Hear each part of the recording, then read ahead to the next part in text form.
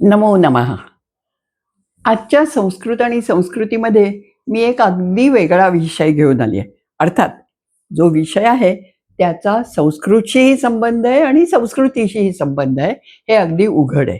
काय आहे, यावर्षी अधिक महिना आहे. रविवारपासून म्हणजे 17 मे पासून तो सुरू होतोय आणि तो अधिक ज्येष्ठ महिना आहे. सगळ्यांना ते माहिती आहे. त्या निमित्ताने खूप लोकं दान करतात, खूप लोकं काय-काय व्रतं करतात आणि चांगलं वागतात, म्हणजे सच्छील अशी होतात. हे सगळं मला मान्य आहे. पण एक काल आमच्या सोसायटीमधल्या बायका गप्पा मारत असताना मी ऐकलं, की "अहो, मला ना कळतच नाहीये जावयाला किती आणि कसे अनरसे द्यायचे." हे एक आपल्याकडे काहीतरी गमतीचं आहे, की जावयाला थाळ्यातून मग कोणी पितळेचा देईल, कोणी सोन्याचा, चांदीचा कसलाही देईल. 33 अनरसे द्यायचे अशी आपल्याकडे एक पद्धत आहे. तर मला त्याची खूप गंमत वाटते. एकतर जावयाला काहीही द्यायला माझी हरकत नाही. तुमचा जावई, तुम्ही त्याचं कौतुक करता, आनंद आहे. पण मला असं विचारायचंय, की फक्त जावयालाच का? हा प्रश्न मी विचारला, तेव्हा एका बाईंनी मला उत्तर दिलं, "अहो, लक्ष्मीनारायणाचा जोडा आणि तो नारायण आहे जावई हा. म्हणून तर आपण अधिक मासाला पुरुषोत्तम मास असं सुद्धा म्हणतो." मग मला असं वाटतं, की मग त्याच न्यायाने तुमची सून ही सुद्धा लक्ष्मी झाली की नाही? तुमचा मुलगा हा नारायण आणि ती लक्ष्मी. मग तिच्यासाठी का बरं काही द्यायचं नाही? तेव्हा आपण थोडं आता आपले आपले विचार थोडे बदलायला हवेत. काळानुरूप बदलायला हवेत आणि मी पुन्हा म्हणते तसं तुम्ही कुणाला काय द्यावं हा तुमचा वैयक्तिक प्रश्न आहे. पण हा असा का आला? ह्याची अनेक नावं आहेत बरं का. याला पुरुषोत्तम मास म्हणतात हे मी सांगितलंच. ते का? तर या महिन्यामध्ये भरपूर दान करावं अशी कल्पना आहे. शिवाय कसले-कसले जप करावे, कसली स्तोत्र म्हणावी, काय पोथ्या वाचाव्या, म्हणजे याला एकूण एक धार्मिक स्वरूप आलं. आधी ते जावयाचे जे अनरसे होते, त्याला आपण काय म्हटलेलं आहे, ते एक प्रकारचं सांस्कृतिक आहे रूप ह्या अधिक मासाचं. आणि आता हे जे आपण बोलतोय दान, जप वगैरे, ते अर्थातच धार्मिक रूप आहे, असं मला वाटतं. पण तुम्हाला एक गंमत सांगते. याला पुरुषोत्तम मास म्हणतात, तसंच मल मास सुद्धा म्हणतात. मल म्हणजे घाण. हा घाणेरडा महिना आहे अशी आपल्या डोक्यात एक काहीतरी कल्पना आहे. कारण नेहमी येत नाही ना.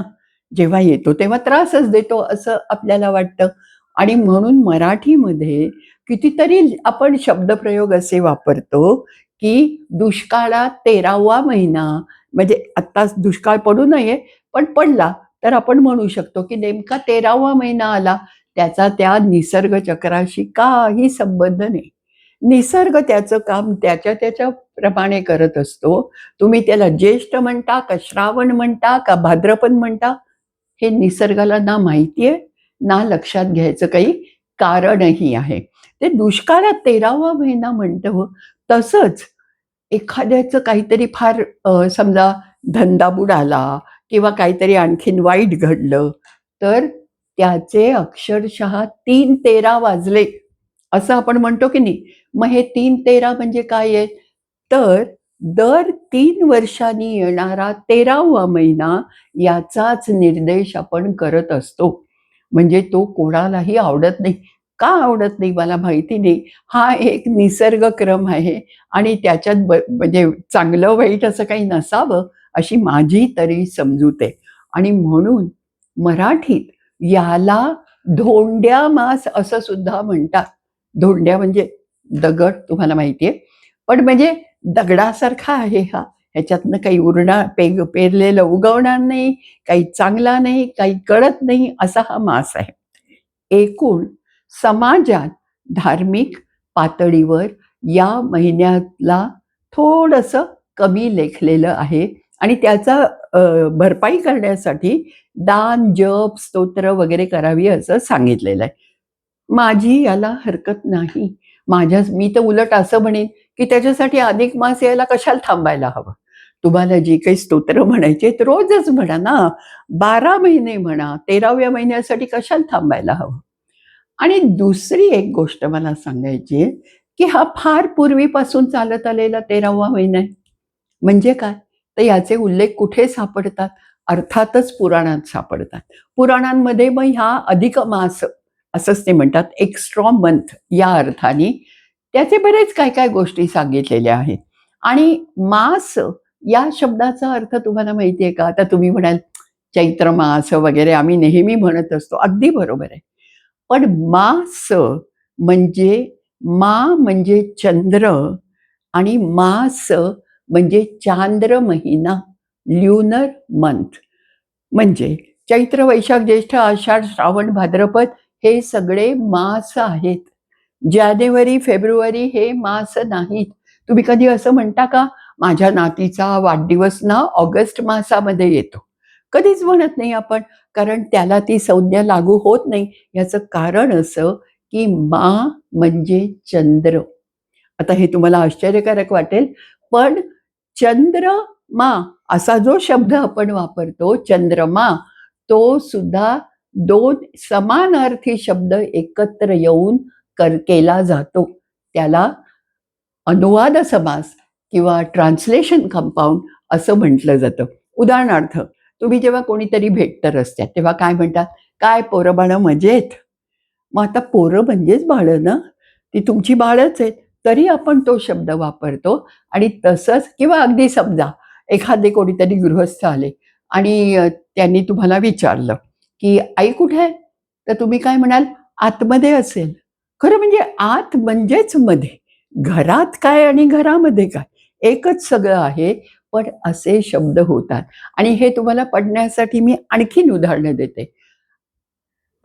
कुठल्याही आपल्याकडे म्हणजे महाराष्ट्रात अमांत असतात महिने. म्हणजे काय? अमा म्हणजे अमावास्या. मग त्याला अमा का म्हटलं आता तुमच्या लक्षात आलं? म्हणजे नाही आणि मा म्हणजे चंद्र. अमा, ज्या दिवशी चंद्र आकाशात दिसतच नाही, ती झाली अमा.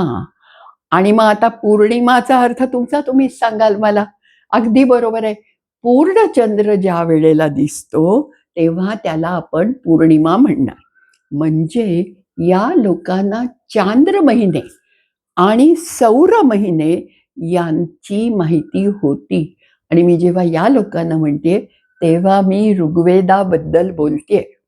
आजपासून 6,000 वर्षापूर्वीच्या या वाङ्मयामध्ये हे शब्द येतात. आणि ते काही उगीच येत नाहीत. त्यांना कळल्याशिवाय ते हे शब्द वापरणार नाहीत.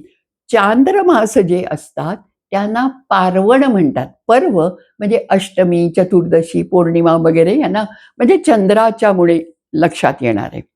आणि सूर्याच्या हालचालीमुळे म्हणजे सूर्य हालचाल करत नाही, पृथ्वी सूर्याभोवती जी हालचाल करते, त्यामुळे होणारे जे महिने आहेत, त्याला आपण ऋतू असं सुद्धा म्हणतो. आणि म्हणून त्यांना आर्तव असं म्हणतात. ऋतूमुळे झालेले ते आर्तव. कल्पना करा, की त्या काळात वैदिक ऋषींना सूर्य मध्यभागी स्थिर आहे आणि पृथ्वी स्वतःभोवती फिरत त्याच्याभोवती फिरते हे माहिती आहे. आणि म्हणूनच असं झालं, की त्यांच्या जेव्हा लक्षात आलं, ते प्रचंड त्यांची गणितं होती. ते कसे करत होते? त्यांच्याकडे काय कम्प्युटर वगैरे नव्हतेच. त्यांचं मला वाटतं एआयच सॉलिड असलं पाहिजे मुळातच. आणि ते करत असताना त्यांना लक्षात आलं, की चांद्रमासाचं जे वर्ष आहे, अर्थात ते वर्ष म्हणत नाहीत, ते त्याला काय म्हणतात? वत्सर, संवत्सर, इडावत्सर अशी बरीच त्यांची म्हणजे कालगणनेची सुद्धा वेगळी-वेगळी कॅलेंडर्स होती. आणि त्याच्यामुळे गोष्ट अशी झाली, की चांद्रवर्ष आणि सौरवर्ष यांच्यातला फरक 7,000 वर्षापूर्वीच आपल्या ऋषींना कळला. आणि म्हणून त्या दोघांची सांगड घालण्यासाठी, जे आपण आजही माहिती आहे आपल्याला सगळ्यांना, पण मला सांगायचं आहे असं, की हे ऋग्वेदात आहे. आणि त्या दोघांची सांगड घालण्यासाठी त्यांनी 13वा महिना दर 3 वर्षांनी येतो असं दाखवलं. म्हणजे हे फक्त गणिताचं कौतुक नाहीये त्यांच्या. हे त्यांच्या सूर्यचंद्राच्या गती, वर्ष हे सगळं त्यांना कसं कळलं, ज्याला आपण खगोलशास्त्र म्हणतो, ते कसं कळलं ह्याचं कौतुक आहे. आणि त्या अधिक मासाला त्यांनी पण एक वेगळं नाव दिलेलं आहे. ते सुद्धा थोडंसं गमतीचं म्हणजे असा दुसरा संस्कृत शब्द नाहीये आणि तो आहे मरीमलुच. हा कदाचित संस्कृत वापरणारही नाही किंवा कधीच आपण हा शब्द वापरत नाही. पण आता तुम्हाला कळलं असेल, की वेदापासून हा 13वा महिना येतो. मग त्याचं महत्त्व काय आहे? त्याचं महत्त्व खगोलशास्त्रीय आहे. लक्षात आलं? आणि आपल्या पूर्वजांनी जे जे काही सण घालून दिलेत ना आपल्याला, सण आणि उत्सव म्हणजे मी ते ऋग्वेदापासूनचे म्हणत नाही, आत्ता आपण जे पाळतो त्याच्यात 3 प्रकार असतात. एक धनधान्य केव्हा पिकतं त्याच्यावर असतात. म्हणजे उदाहरणार्थ नवान्न इष्टी वगैरे अन्न म्हणजे नवीन शेतात धान्य येतं तेव्हाची असते. काही धार्मिक असतात, गणपती, नवरात्र वगैरे. आणि काही सण ज्याला आपण आता सण म्हणतो ते 100% ॲस्ट्रॉनॉमिकल असतात. म्हणजे कसं? उदाहरणार्थ मी आत्ता हे मरीमलुचचं नाव उदाहरण तुम्हाला दिलंच, अधिक महिना. संक्रांत म्हणजे काय आहे?